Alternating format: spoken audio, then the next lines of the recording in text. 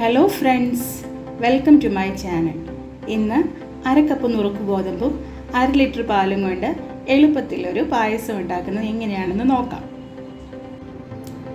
ഇവിടെ അരക്കപ്പ് അളവിൽ നുറുക്ക് ഗോതമ്പ് എടുത്ത് വെച്ചിട്ടുണ്ട്. ഇത് നമുക്ക് നന്നായിട്ടൊന്ന് വാഷ് ചെയ്ത് എടുത്തതിന് ശേഷം കുക്കറിലേക്ക് ഇട്ട് കൊടുക്കാം. 4 പ്രാവശ്യം കഴുകിയതിന് ശേഷം പ്രഷർ കുക്കറിലേക്ക് ഇട്ട് കൊടുത്തിട്ടുണ്ട്. ഇനി നമുക്കിത് വേവിക്കാനായിട്ട് 2.5 കപ്പ് വെള്ളം ചേർത്ത് കൊടുക്കാം. അപ്പം ഞാൻ വെള്ളം ഇവിടെ അളന്നെടുത്ത് വെച്ചിട്ടുണ്ട്. ആ വെള്ളം ചേർത്ത് കൊടുക്കാം.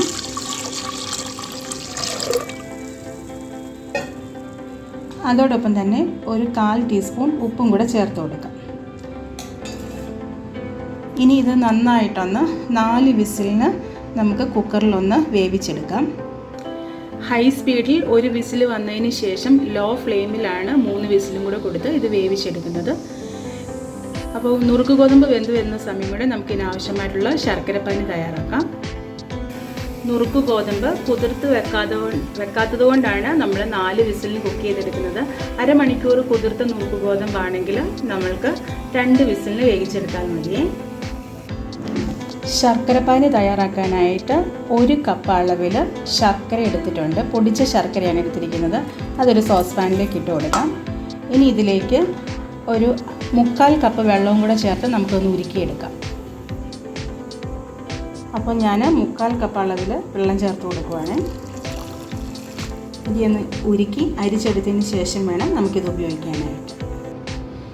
നമ്മുടെ നുറുക്ക് ഗോതമ്പ് നന്നായിട്ട് വെന്ത് വന്നിട്ടുണ്ട്. ഇനി നമുക്കിതിലേക്ക് ഉരുക്കി വെച്ചിരിക്കുന്ന ശർക്കരപ്പാനി അരിച്ച് ചേർത്ത് കൊടുക്കാമേ.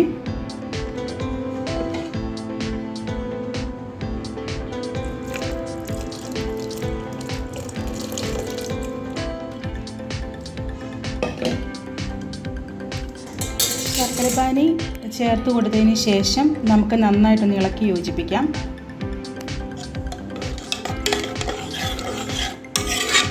ഇനി ഈ ശർക്കരയുടെ മധുരമൊക്കെ ഈ നുറുക്ക് ഗോതമ്പിൽ ശരിക്ക് പിടിക്കാനായിട്ട് നമുക്കൊരു 2 വിസിലും കൂടി നമുക്ക് കുക്കറിൽ വെച്ച് സ്പീഡിൽ തന്നെ വേവിച്ചെടുക്കാം.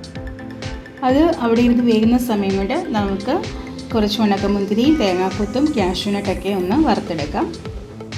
ചൂടായ പാനിലേക്ക് 1 ടേബിൾ സ്പൂൺ അളവിൽ നെയ്യ് ചേർത്ത് കൊടുത്തിട്ടുണ്ട്. ഇത് നന്നായിട്ട് മെൽറ്റായി വരട്ടെ. ആദ്യം തന്നെ ഇതിലേക്ക് കാഷ്യൂനട്ട് ഇട്ട് കൊടുക്കാം.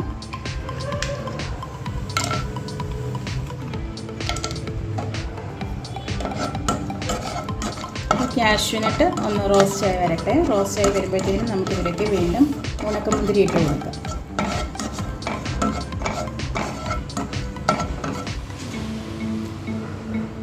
ഇനി ഇതിലേക്ക് ഉണക്കമുന്തിരിങ്ങ ചേർത്ത് കൊടുക്കാം.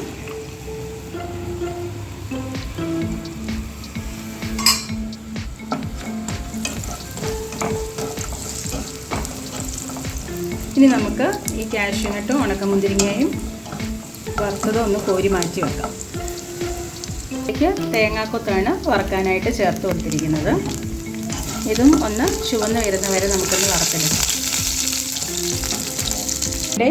ഇപ്പോൾ തന്നെ ഞാൻ കുക്കർ തുറന്ന് നോക്കിയിട്ടുണ്ട്. അപ്പോഴത്തേനും നമ്മുടെ നുറുക്ക് ഗോതമ്പ് ശർക്കരപ്പാനിക്കകത്ത് നന്നായിട്ട് വെന്ത് വന്നിട്ടുണ്ട്.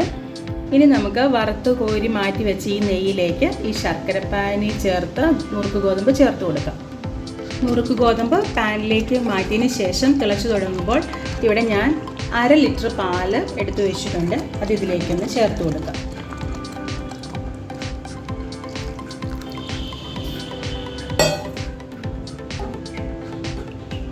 ഇളക്കി യോജിപ്പിക്കാം.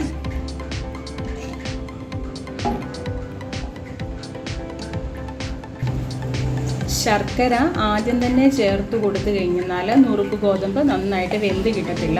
അതുകൊണ്ടാണ് നുറുക്ക് ഗോതമ്പ് വെന്തെടുത്തതിന് ശേഷം ശർക്കരപ്പാനിയും കൂടെ ചേർത്തിട്ട് നമ്മളൊരു 2 വിസിലും കൂടെ കൊടുത്തത് കേട്ടോ. അപ്പോൾ ഇപ്പോൾ കണ്ടില്ലേ, കാണുമ്പോൾ തന്നെ നിങ്ങൾക്ക് അറിയാം നുറുക്ക് ഗോതമ്പ് നന്നായിട്ട് ശർക്കരയൊക്കെ അബ്സോർബ് ചെയ്തിട്ടുണ്ട്. ഇനി ഈ പാലൊന്ന് തിളച്ച് കുറുകി വരുന്ന വരെ നമുക്ക് നന്നായിട്ടൊന്ന് തിളപ്പിച്ചെടുക്കാം. ഇപ്പോൾ ഇത് നന്നായിട്ട് തിളച്ച് കുറുകി തുടങ്ങിയിട്ടുണ്ട്. പെട്ടെന്ന് കുറുകി കിട്ടാനായിട്ട് നമുക്ക് ഒരു ടിപ്പ് ഇതിൽ ചെയ്യാം. അതിന് വേണ്ടി 1 ടീസ്പൂൺ അരിപ്പൊടി എടുത്ത് വെച്ചിട്ടുണ്ട്. ഇതിലേക്ക് ഒരു 2 ടേബിൾ സ്പൂൺ പാല് ചേർത്ത് നമുക്കൊന്ന് മിക്സ് ചെയ്തെടുക്കാം. ഇപ്പോൾ ഞാൻ പാല് ചേർത്ത് കൊടുത്തിട്ടുണ്ട്. ഇതൊന്ന് നന്നായിട്ട് മിക്സ് ചെയ്തെടുത്തതിന് ശേഷം നമുക്ക് ഈ തിളച്ചുകൊണ്ടിരിക്കുന്ന നുറുക്ക് ഗോതമ്പിൻ്റെ പായസത്തിലേക്ക് ചേർത്ത് കൊടുക്കാം.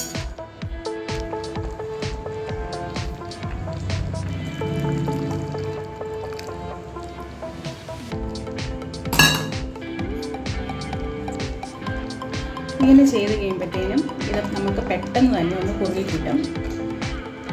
അതിന് വേണ്ടിയിട്ടാണ് നമ്മൾ അരിപ്പൊടി കുറുക്കി ചേർക്കുന്നത്. നന്നായിട്ടൊന്ന് തിളച്ച് വരട്ടെ.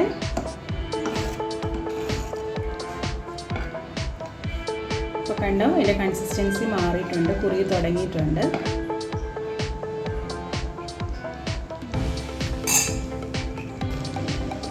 ഇനി ഇതിലേക്ക് 1/2 ടീസ്പൂൺ അളവിൽ ഏലക്കാപ്പൊടി ചേർത്ത് കൊടുക്കാം. 1/2 ടീസ്പൂൺ ചുക്ക് പൊടിയും കൂടെ ചേർത്തതിന് ശേഷം നന്നായിട്ടൊന്ന് മിക്സ് ചെയ്തെടുക്കാം.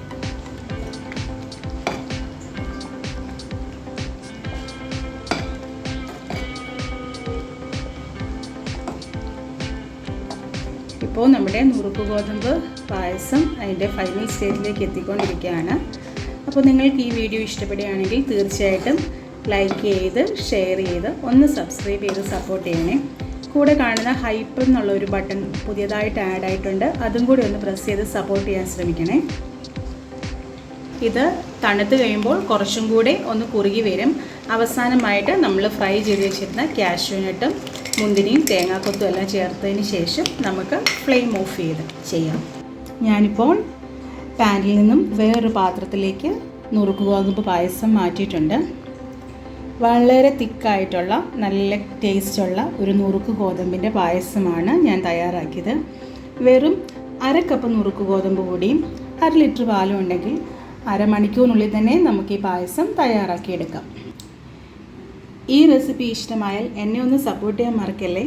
Thank you for watching.